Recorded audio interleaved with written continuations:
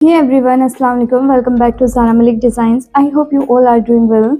So in today's video, I am going to share how to make this beautiful full circular palazzo with complete cutting and stitching. Step by step, I'll explain every part of the process in an easy and beginner friendly way so you can easily make it at home. If you enjoy sewing and dress designing tutorials, don't forget to like this video, subscribe to my channel, and now let's get started.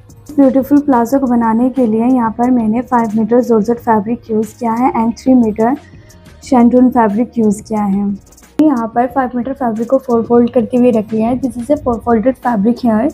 इसकी length है 45 inches and ये हमारा folded side है। तो यहाँ पर हमने अपने मेजरमेंट के अकॉर्डिंग वेस्ट पर मार्किंग की है। यहाँ पर हमने 6 इंचेस पर मार्क किया है। सो इस तरीके से हमने अपने मार्किंग को इवन कर लेना है। अब यहाँ पर हमने नीचे की साइड से अपनी लेंथ देख लेनी है। तो यहाँ पर मेरी लेंथ आए 39 इंचेस। अब हमने 2 इंचेस ऊपर की साइड से रखना है एंड क्रोच की लेंथ 13 इंच पर मार्क करेंगे एंड 2 इंच हमने आगे की साइड मार्क करना है और इस तरीके से अपनी क्रोच की शेप मार्क करेंगे। हमने इंची टेप को इस तरीके से रखेंगे। तो यहाँ पर हमारी लेंथ आ रही है 45 इंचेस। जब हमने मार्क किया तो वो 39 इंचेस आ रही थी। हमने टॉप से अपनी इंची टेप को रखना है और 45 इंचेस पर मार्क करते जाएंगे। सो इस तरीके से ये एक सर्कल की शेप मार्क हो गई है। अब हमने इन्हीं मार्किंग को इवन कर लेना है। यू कैन सी यहाँ पर हमारी मार्किंग कंप्लीट हो गई। अब हमने एज इट इज इसकी कटिंग कर लेनी है। कटिंग गाइस, अब हमने लाइनिंग की कटिंग करनी है। तो लाइनिंग को हमने 2 फोल्ड करके रखा है। अब इस तरीके से फैब्रिक को एक साइड से फोल्ड करेंगे। तो यहाँ पर हमारा ट्रायंगल शेप में फैब्रिक को फोल्ड किया है एंड आफ्टर फोल्डिंग यहाँ पर 4 फोल्डेड फैब्रिक है।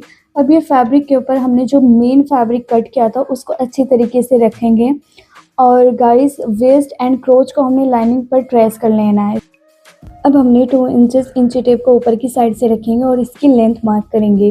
तो हमारी मेन फैब्रिक की 39 इंचेस थी। अब यहाँ पर लाइनिंग फैब्रिक के हाफ इंच कम किया है। तो इस तरीके से इंची टेप को हमने अगेन टॉप साइड से रखेंगे और जहाँ पर हमने मार्क किया है उसकी लेंथ देखेंगे। सो यहाँ पर हमारी 49 हाफ इंचेस आई है, उसको हमने मार्क करेंगे सर्कुलर मोशन में। सो इस तरीके से यहाँ पर हमने मार्क किया है। अब इन्हीं मार्किंग को हमने इस तरीके से इवन कर लेना है। सो गाइस, यहाँ पर हमारी मार्किंग कंप्लीट हो गई है। अब हमने एज इट इज़ इसकी कटिंग कर लेनी है। आफ्टर कटिंग गाइस, अब यहाँ पर हमारे जो साइड से फैब्रिक बचता है उसी से ही हमने यहाँ पर जॉइन लगाना है। सो गाइस, इस तरीके से हमने अपने एक्स्ट्रा फैब्रिक को कट कर लेंगे और जो यहाँ पर हमारे 2 पीसेस है उसको हमने इस तरीके से स्टिच कर लेना है। आफ्टर स्टिच हमारे यहाँ पर 2 पीसेस है, दोनों को सेपरेट कर लेंगे और इस तरीके से देखें ये जो हमारी लाइनिंग फैब्रिक है इसके ऊपर हमने अपने मेन फैब्रिक को रखना है।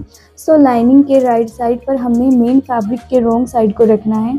अब इस तरीके से दोनों क्रॉच को एंड वेस्ट को हमने लाइनिंग एंड मेन फैब्रिक से मिलाकर रखते हुए स्टिच कर लेना। आफ्टर स्टिचिंग गाइस, अब हमने ये वाला पार्ट और उसके दूसरे वाले पार्ट को इस तरीके से राइट साइड को मैच करते हुए हमने एक साइड की क्रॉच को हाफ इंचेस का मार्जिन लेते हुए स्टिच कर लेंगे। अभी हमने एक साइड की क्रॉच को स्टिच किया है। तो नाउ अब हमने इसमें बेल्ट ऐड करेंगे। तो इसके लिए यहाँ पर मैंने एक फैब्रिक की स्ट्रिप ली है, इसकी लेंथ है 5 इंचेस। सो राइट साइड पर हमने इस स्ट्रिप को रखेंगे और हाफ इंचेस का मार्जिन लेते हुए स्टिच कर लेंगे। सो गाइस, यहाँ पर हमने स्टिच करने के बाद अब हमने इस तरीके से 2 फोल्ड करते हुए इसका एक इलास्टिक के लिए हुक रेडी कर लेंगे। सो गाइस, यहाँ पर हुक भी रेडी हो गए। अब हमने अपनी मेजरमेंट के हिप के अकॉर्डिंग यहाँ पर इलास्टिक की लेंथ ली है 25 इंचेस। आप अपने मेजरमेंट के अकॉर्डिंग इलास्टिक की लेंथ कम या ज़्यादा रख सकते हैं। तो गाइस, अब हमने इलास्टिक को इसके अंदर इंसर्ट करना है। सो गाइस, इंसर्ट करने के बाद यहाँ पर हमने दोनों साइड को अच्छे से स्टिच करना है और इलास्टिक को दोनों साइड से अच्छे से स्टिच करने के बाद हमने इसके मिड में भी इलास्टिक की स्टिचिंग लगानी है और हमने हमारे सेकंड क्रॉच को भी हाफ इंचेस का मार्जिन लेते हुए स्टिच कर लेना है।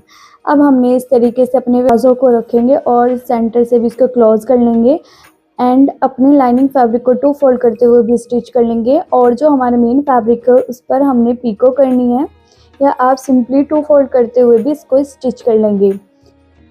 तो guys, here is my final look. I hope आपको ये full circular palazzo cutting and stitching tutorial आपके लिए हेल्पफुल लगा होगा। तो इस प्लाजो के साथ मैंने क्या वेयर किया है उसका कंप्लीट ट्यूटोरियल आपको मेरी नेक्स्ट वीडियो में आएगा। So stay connected. Thanks for watching.